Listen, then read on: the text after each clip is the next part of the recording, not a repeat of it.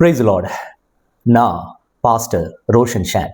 இந்தியாவிலே அமித்ஷா என்பவர் சிறுபான்மையினர் குறிப்பாக கிறிஸ்தவர்களுக்கு எதிராக அவர் பேசின ஒரு வார்த்தை மிகப்பெரிய ஒரு ஆச்சரியத்தை ஏற்படுத்துது. मैं यहाँ से राहुल गांधी को चेताना चाहता हूँ, आपके मन में जो भी षड्यंत्र हो, राहुल बाबा, जब तक भारतीय जनता पार्टी है इस देश में माइनॉरिटी को आरक्षण नहीं मिलेगा, नहीं मिलेगा, नहीं मिलेगा. ராகுல் காந்திக்கு சவால் விடுகிறார். எந்த சூழ்நிலையிலும் சிறுபான்மையினர் அவர்களின் இட ஒதுக்கீடு பெற்றுக்கொள்ள மாட்டார்கள் என்பதை உறுதிப்படுத்துகிறோம். நாங்கள் இருக்கும் வரைக்கும் அது நடக்காது என்று சொல்லுகிற அந்த வார்த்தை.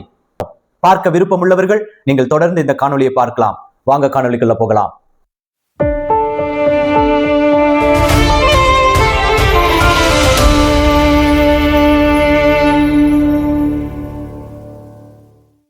அமித்ஷா இந்தியாவில கிறிஸ்தவர்களையும் சிறுபான்மையினரும் பேசின இந்த வார்த்தைகள். அமித்ஷா பேசின வார்த்தையை யாராலும் நம்பவே முடியல.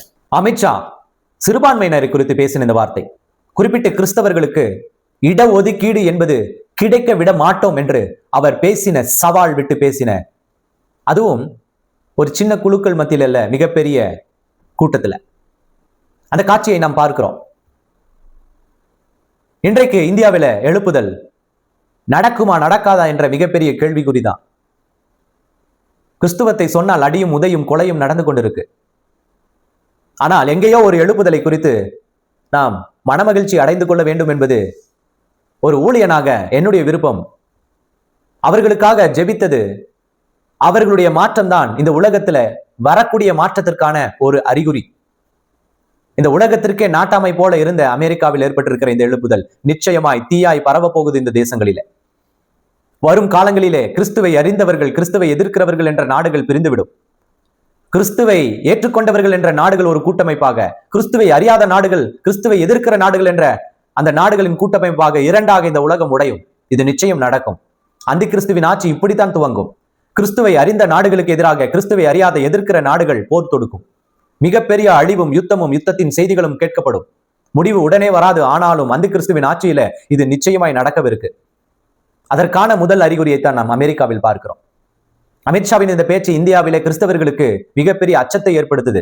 இன்றைக்கு ஆளுகிற இவர்களுடைய இந்த அதிகாரம் ஒரு சிறுபான்மையினர் மக்களை அழிப்பது தானா இவர்களுடைய அதிகாரம் என்ற கேள்விகள் எழும்புது. ஆனாலும் தேவனுடைய சித்தம் நிறைவேறும். இந்த உலகத்தையே கல்ச்சரல் ஆக்டிவிட்டியில நாசமாக்கின அமெரிக்காவை தேவன் ஒரு அதிகாரியை கொண்டு ஒரு அதிபதியை ஏற்படுத்தி மாற்ற முடியும் என்றால் இந்தியாவிலும் எழுப்புதல் உண்டாக நிச்சயமாய் கூடும். அந்த நாட்களை நாம் எதிர்பார்ப்போம். அதற்காக நாம் தீவிரமாய் ஜெபிக்க ஆரம்பிப்போம். சபைகளில் உள்ள போதகர்களும் அந்த ஜெபத்திற்குள்ள நாம் கடந்து செல்ல வேண்டும். சுவிசேஷத்தை அறிகிற சந்ததிகள் ஏற்படுத்தப்பட வேண்டும். இதுதான் தேவனுடைய எழுப்புதலுக்கான நாம் இருக்கும் இடத்துல, நம் தேசத்துல எழுப்புதலை ஏற்படுத்த கடைசி வாய்ப்பு. ட்ரம்ப் கடைசியாக நைஜீரியாவுக்கு பேசும்பொழுது சொன்னார், நைஜீரியாவில் நடந்து கொண்டிருக்கிற இனப்படுகொலையை நான் கண்டிக்கிறேன். அங்கே கிறிஸ்தவர்களை அழிப்பதை, கொள்ளுவதை நிறுத்தவில்லை என்றால் அமெரிக்காவிலிருந்து நான் படையை அனுப்புவேன் என்று சொல்லி மிரட்டினார். இது மிரட்டல் அல்ல, எச்சரிக்கை. அங்க ஜிஹாதிஸ் என்ற ஒரு முஸ்லிம் தீவிரவாத இயக்கம் கிறிஸ்தவர்களை கொலை செய்தது. கடைசி 10 வருஷத்துல 50,000 கிறிஸ்தவர்கள் அழித்து, எரித்து, கற்பழிக்கப்பட்டு, தூக்கிலிடப்பட்டு கொலை செய்யப்பட்டிருக்காங்க. மோசமான மரணம்.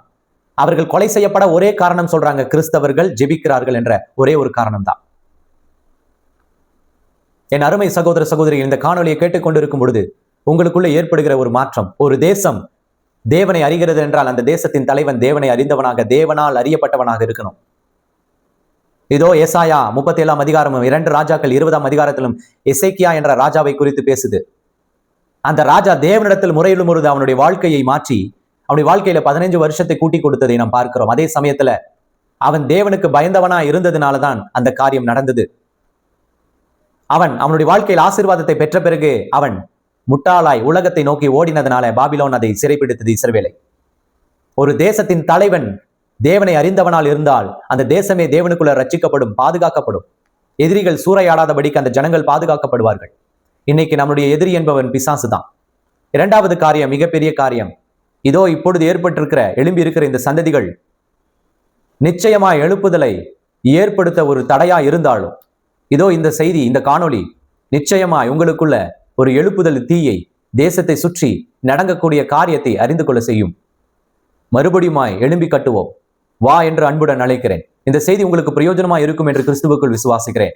நிச்சயமா இதை பகிர்ந்து கொள்ளுங்க சபைகளுக்கும் தேவனுடைய பிள்ளைகளுக்கும். இந்த எழுப்புதல் நம்முடைய வீட்டிலும் நம்முடைய சபைகளுக்குள்ளும் ஏற்படட்டும். நம்முடைய வாழ்க்கை மாற நாம் ஒப்புக் கொடுப்போம். தேவனுடைய ராஜ்யம் சமீபமாக இருக்கிறது. மனம் திரும்பி சுவிசேஷத்தில் நம்பிக்கை வைப்போம். இந்த காணொளி மற்றவர்களோடு பகிர்ந்து கொண்டு இதை அநேகருக்கு பகிர்வதன் மூலமாய் ஒரு எழுப்புதல் ஏற்படுத்த முடியும் என்றால் அந்த காரியத்தை நாம் செய்வோம். இந்த சின்ன காரியம் மிகப்பெரிய மாற்றத்தை ஏற்படுத்தும். தேவன் தாமே உங்களை ஆசீர்வதிப்பாராக. நான் உங்கள் ஊழியன் Roshan Shan. God bless you. God bless you.